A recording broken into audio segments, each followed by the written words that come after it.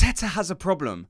That's what I'm seeing so many people talk about. And if I was him, I would want to deal with it as soon as possible. Luckily, he has the chance to. We're going to speak about it, but also Arsenal's central midfield. I think there's definitely some discussion we can have around that. But before we get into it, just very quickly, do me a favour. Hit like on this video. So Arsenal play Aston Villa tomorrow. I cannot wait for this game. There's so many variables, so many things to talk about. But before we get into anything, just let me know your score prediction. What do you think, or what do you expect the score to be between Arsenal and Aston Villa tomorrow at 5:30? Let me know in the comment section. So, what am I talking about when it comes to this problem that Mikel Arteta has? Like, you've probably seen it online. So many people comparing him to Unai Emery. So many people saying he's not able to get the one up of Unai Emery. He can't beat him. He's not beat him in one. He's beaten once in the last 5 appearances. What does this mean? So many people saying they wish we had Unai Emery back. Are these real Arsenal fans? No.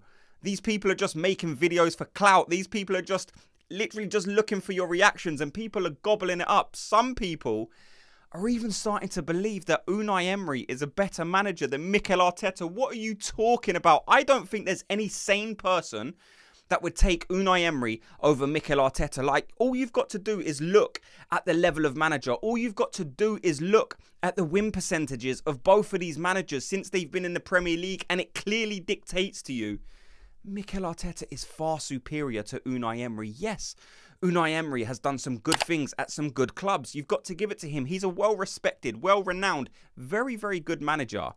But people that try to compare him to Mikel Arteta, I don't get why they do it. If it's rival fans, the way I look at it is, well, they're just trying to get a one-up on Arsenal. Like, they're just trying to have a little dig at Arsenal by trying to pretend that Unai Emery is better than Mikel Arteta. That's the only way that I can digest it. That's the only way I can look at it and try and come to terms with the fact that people actually believe this. Like, why are people saying it? Because if you're looking at it, yes, he's won. Arteta's beat Emery one in the last 5 times. That is a problem that needs to be addressed, by the way. Like, he does need to look at that and say, why am I not able to beat him? But I just think it's coincidence. I don't think he's unable or he's tactically incapable of getting one up on Unai Emery. Like, he can't figure out this Aston Villa super team. I don't think is that at all. It's definitely not that. It's just the last 5 times he's played them, he's only managed to beat him once. Unai Emery beat him home and away last season, but that doesn't mean he's a better manager. And people will say, well, Emery's doing this with a worse Villa team.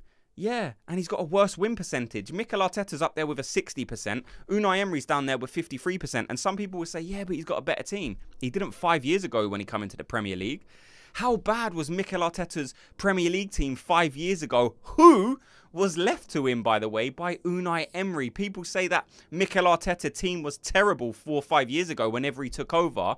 Guess who brought all them players in? It was Unai Emery. So no one can sit there and tell me that Unai Emery is better than Mikel Arteta. I'm not having it. I don't believe it, and I don't think these people believe it as well. Let me know your thoughts on in the comment section. What are your thoughts when you hear people saying Unai Emery is better than Mikel Arteta? Do you think they're just on a wind-up?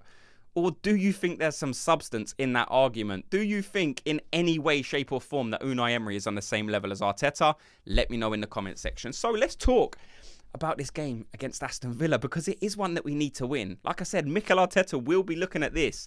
He would have identified this game before the season and looked at it and said, if we need to kind of make up some points, like we lost home and away to this team last season, so there's definitely a story there. There's definitely something that Arsenal can do about it, and there's no better time to do it than tomorrow. There's definitely some variables in this game. There's some things we need to look out for. There's some things that Mikel Arteta will need to judge. And in terms of team selection, let's just go straight into the team selection, because we can break down the game further. And we're going to have a video tomorrow as well, so make sure you look out for that. But in terms of a team selection, I think it's very simple. I think you have to go David Raya in goal, Ben White, Saliba, Gabriel, Jurriën Timber, Thomas Partey, Declan Rice, Odegaard, Bukayo Saka, Trossard, and Havertz. Now, there's a couple of positions. There's 3 positions, I think, in there that a lot of people will have a difference of opinion on. I want to focus on one in this video. I want to talk about the central midfield position, because look, Thomas Partey is a fantastic player. Is he playing at the level that we saw him enjoying at Arsenal 2 seasons ago? Anyone would be crazy to say yes. But I still think that player's in there. This is what frustrates so many people. I'm seeing people saying drop Thomas Partey for Jorginho, and I don't think that's the answer. Because if you're looking at it, as two straight players, Thomas Partey, Jorginho, who's the better player? The answer's Thomas Partey. The answer 5 years ago was Thomas Partey. And the answer now is still Thomas Partey. Like, he has more to his game. Defensively, he's stronger. Like, he does help us in those defensive areas. Yes, sometimes he's sloppy on the ball, especially this season. He does need to rule that out of his game. Because if you're asking me, do I want a top form Jorginho or a Thomas Partey that's not quite at it, then of course I'm going to go for the Jorginho. Because, again, Jorginho offers things to this team. But I just think, when these two players are playing at their maximum, at their 100%, I think Thomas Partey is the better player. So I think we need to give him every opportunity to try and get back to that level, because ultimately it will benefit Arsenal if we can bring him back up to the level that he was 2 seasons ago. Some people are saying that he's had so many injuries. This player's done now. I don't believe that with Thomas Partey. I see some things in his game sometime, and I think he's the only guy that can do that. Like when he plays that deep pass, cutting out 4 or 5 players, and then like the number 8, the number 10, or the left winger can run onto it. I see that, and I think this is what I want to see more often. But then you see him misplace a 6-yard pass, and you're thinking, you've just done the hard one, and now you've got a guy right in front of you, and you've just played the opposition team in. So I understand the frustration with Thomas Partey, but I'm not ready to give up on him yet. I still think there's a great player in there. I still think there's a player in there that if we can kind of just get him back to that kind of level that we know he can do, I think it will benefit Arsenal more. We know we've now had the Marino news that he's definitely joining Arsenal. We had the video yesterday. If you haven't watched that, go back and check it after this video. So the central midfield will change, and Thomas Partey's level does have to come up a bit. Otherwise, he's going to find himself not getting as much game time. But if Thomas Partey keeps improving and keeps coming up to the level that I think he can still operate at, then I don't think he's going to have a problem. But he needs to now, like this will be a couple of games in. You can't have a run of 3 or 4 games where you're playing under par and expect the manager to keep picking you, especially when you're going for a title run, especially when you're against this Man City team that just seems relentless. We saw them play their first game of the season against Chelsea, and we was all kind of thinking, oh, maybe this could be a bit of a slip-up for Man City. Brushed them aside.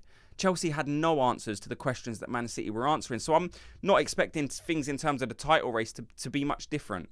Arsenal still have to be relentless. Arsenal this season have to pick up points they wasn't able to against teams that they couldn't last season. Aston Villa, for example, this is where you need to start picking up the points.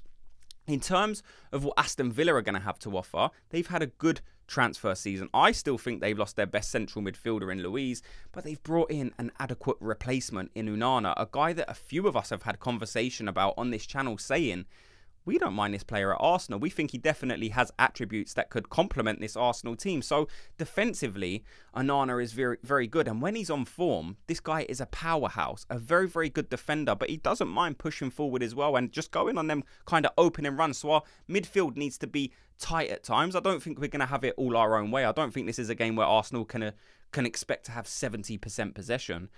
Even though Aston Villa in their first game against West Ham, they obviously won 2-1, but West Ham enjoyed most possession in that game. West Ham were at home, so I think you maybe have to take that into account. But I'm just saying, I don't think Arsenal are going to dominate possession as much as they usually do in a game like this. Unai Emery will have his own play style. We know what he's going to do. He wants to be attacking at times. He wants to imprint his own style of play in a game.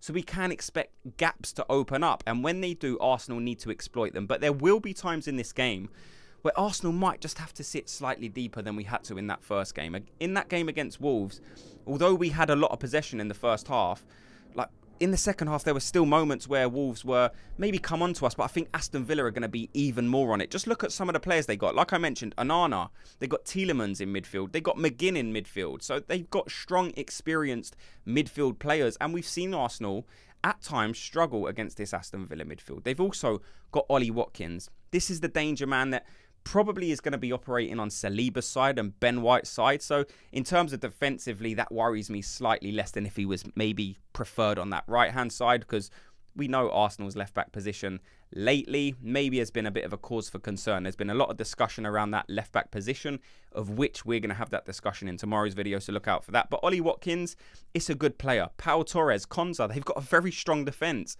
And in terms of a goalkeeper, we don't need reminding of who they've got in there. Emi Martinez, we know what he can do. We experienced it firsthand. He was at Arsenal. We got rid of him, and he's gone on to do brilliant things, if we're being honest. I can't wait for the game. I don't know what to expect. Am I expecting, like I said, Arsenal to dominate the game? I would expect us to try and imprint our own style of play on the game. I'd be very, very shocked if we went to Villa Park with the same tactics that we went to maybe a Man City with. But Villa aren't Man City, so I don't think we will employ those same tactics that we had to in that game. There's different tactics that you need to use for different games. And I think Aston Villa, although it will be a difficult game, Arsenal are the better team. Arsenal can go there and try and, like I said, put their style of play, even though it's at Villa's ground. We need to start quickly. Aston Villa are not going to need G'ing up for this game. They're going to be full of beans. They're going to know that they got the better of Arsenal 2 times last season. They're going to be up for it. They're going to be winding the Arsenal crowd up. They're going to be on the players, and it's up to the Arsenal players to just absorb it. Like, you should know what you're going into now. Like, this is going to be a difficult game. I'm so excited to see how it pans out. In terms of a score prediction, I would go for I'm going to go with a 2-1 Arsenal win. Like I said, I would love to say 3 or 4-1. Can that happen? Yes. Because Arsenal are good at crafting chances. You know, the wingers, if we can bring them into the game and, you know, try and stay away from them centre-backs as much as possible, I think Havertz is going to have a big role to play in this game.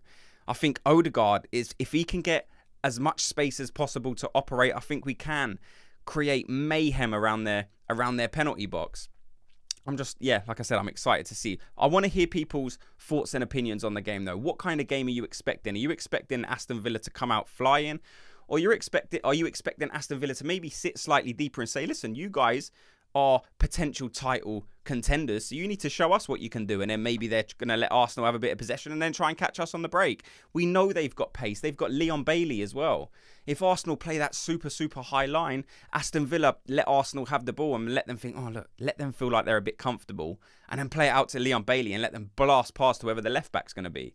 It's interesting to see what Unai Emery's going to do. It's interesting to try and think about what Mikel Arteta's going to do. This is a game that now has, you know, it's quite a, not a rivalry, but there's quite a lot riding on this because of the talk behind the scenes of Emery versus Arteta, because of the talk with, you know, Arsenal can't seem to beat Aston Villa at the minute. Aston Villa, sorry, were the only team that Arsenal lost home and away to last season. There's a lot riding on this game. This is now a big game in the Arsenal calendar.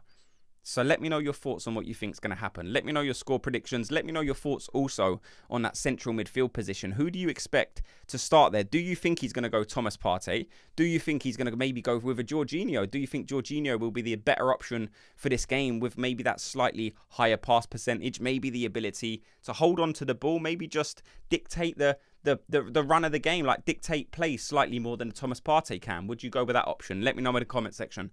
Thanks so much to everyone for watching and listening. Before you go, if you could, like I said, just do me the favour. It's free. Just hit like on this video. Just like it and subscribe, and I'll speak to you all in tomorrow's video. Gooners, have a good day.